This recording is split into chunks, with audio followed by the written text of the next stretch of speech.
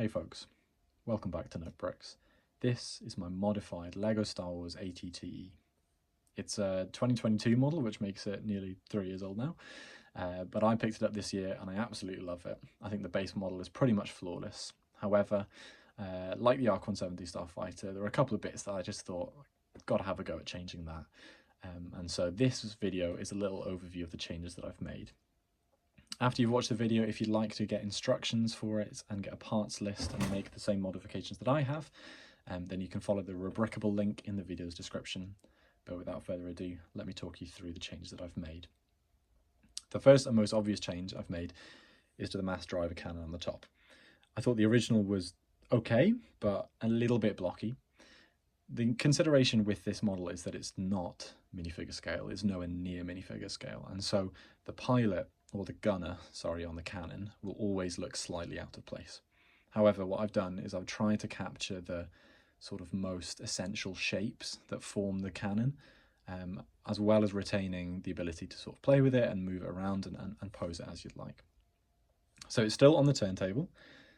However, I've included a small Mixel's ball joint as the connector between the cannon and the base, which means that you can tilt up the whole cannon with the gunner in place rather than just the barrel tilting up and down.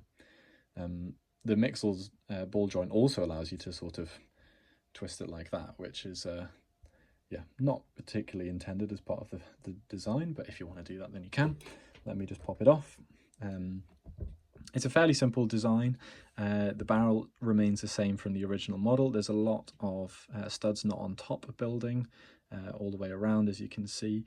The top was the most difficult part to get these wedge plates aligned, and as you'll see in the instructions, if you get those, that it requires a little bit of improvisation, but I think the angles work quite well. I also really wanted to get this curved rail design that sits around the back of the gunner. Some mocks I've seen include a headrest, but like I said, because it's not minifigure scale, a headrest makes the back where the gunner sits seem very out of proportion with the main core of the cannon itself and the barrel. So I thought I'd stick with this nice circular rail around the outside. The gunner attaches just with a couple of studs for his feet in front of a control panel, and fits nice and snugly in there. I found in the original model as well that because the driver, or sorry, the gunner sat loose, and it was on a ratcheted turntable, that as you rotated it, it would sort of jiggle around and you would sometimes fall out. So I've tried to amend that. So that's the cannon. The main other changes I've made are actually to the interior of the model. However, before we get there, let me touch briefly on these red colour changes. The original model was a Revenge of the Sith model, which meant that the whole walker was either light bluish grey and with bits of dark bluish grey, as you can see, which is fine, that's how it looks in the movie, but I wanted to make the Clone Wars variant in which we have a couple more red colours. So I've amended the shoulders to add this sort of quarter brick, to add in some of that maroon.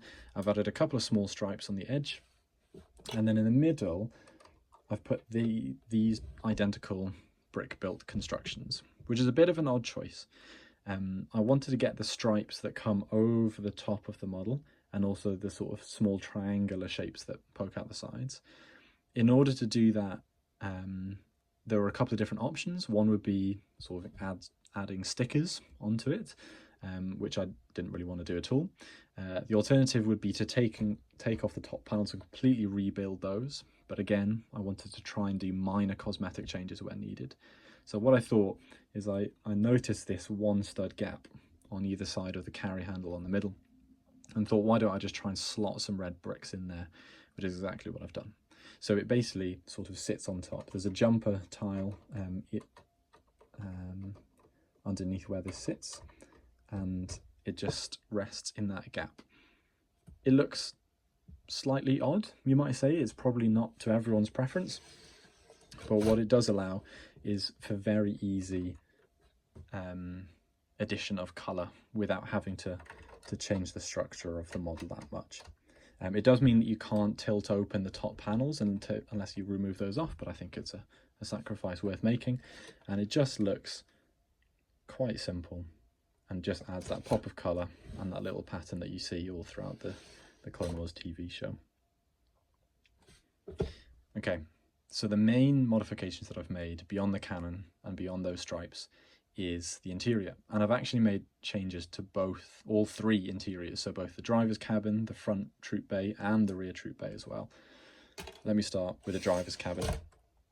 I didn't want to make too much of a change, and also there is only so much of a change you can make because it's a very small space, but what I thought I would try and add in was a second clone trooper.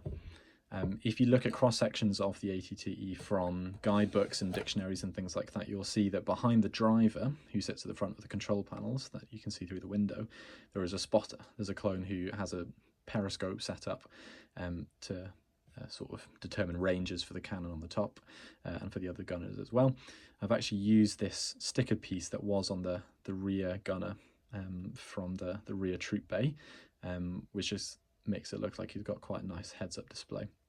It looks a little odd because he's just holding it completely independently, but it gives you that sort of sense of there being a periscope, and it allows the whole assembly to slide in and out without anything else being connected to the roof that would make it difficult to retain this play feature. It does require a little bit of surgery in order to get out a 2x4 grey brick from deep inside the cabin, but it doesn't take too much work, and it's just quite a simple modification. So that was the first one. As for the main two troop bays, there are a couple of things I want to do. One, increase the number of clone troopers that could fit in there, not by a huge amount, but just by a little.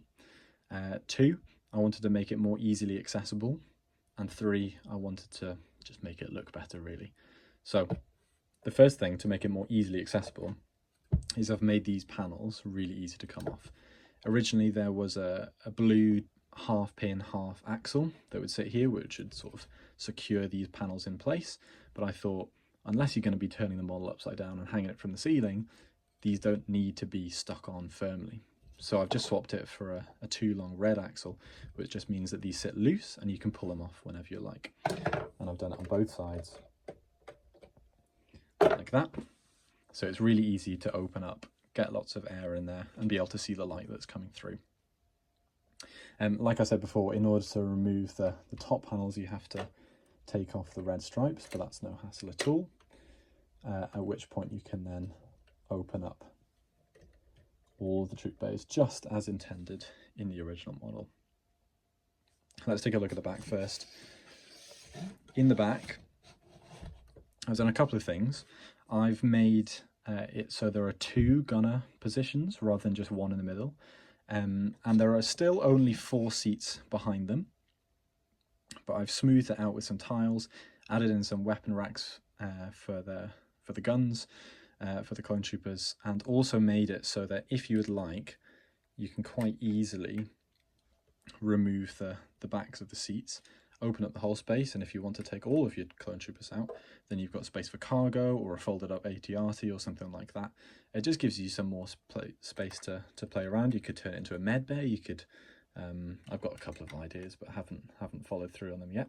But it's just quite a simple design that still retains that tan colour to show the padding of the seats, but still gives you space for 4 clone troopers.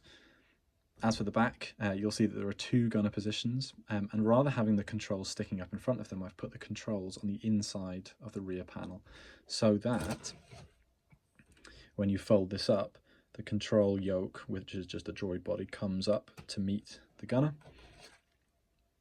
and then you've got a gunner that's perfectly aligned with the anti-infantry cannon on the back, which I'm quite pleased with. So that's the rear troop bay. Nice and simple. Front troop bay is very much the same. You remove a couple of these guys. Again, you can remove the center console or the backrest, which allows you to customize the space as you would. Identical blaster racks in the corners. But then at the front, and it's difficult to get some light in here on camera, but I'll do my best. On the front, I've also made this little communications bay with a hologram that pops out from the center console.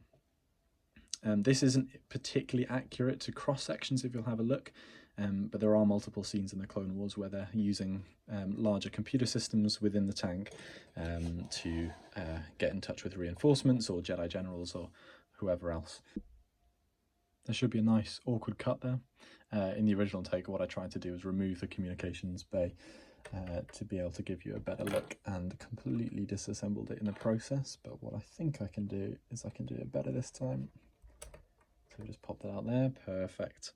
So yeah, this is all it is, just a couple of printed pieces, a couple of bricks in the middle, and of course that coffee cup, because every clone commander needs a cup of coffee, of course, whilst they're in the middle of a tank. But as you can see, it's very straightforward to put everything back together. Let's put the clones back in the front bay. But yeah, nice and easy access. Everything slots together just as it did in the original model. Panels just pop on the back. Panels pop on the front as well. And then you can connect